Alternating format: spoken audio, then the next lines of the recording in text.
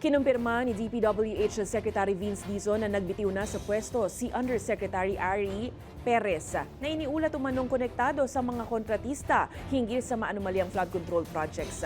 Tinanggap na ni Dizon ang irrevocable resignation ni Perez. Nauna nang isiniwalat ni Batangas Representative Leandro Leviste na may kaugnayan umano sa mga kontratista ang ilan sa mga tao ni Dizon sa DPWH.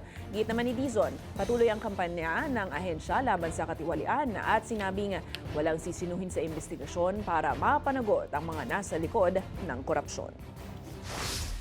Kinausap ko si Undersecretary Perez at sinabi ko, iimbestigahan natin ito.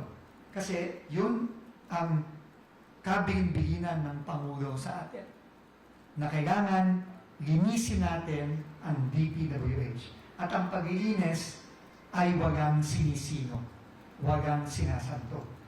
Kahit na dati nang nandyan, wala na dyan, nag-resign na, dating administrasyon, o kahit yung mga taong ako mismo ang nagdala.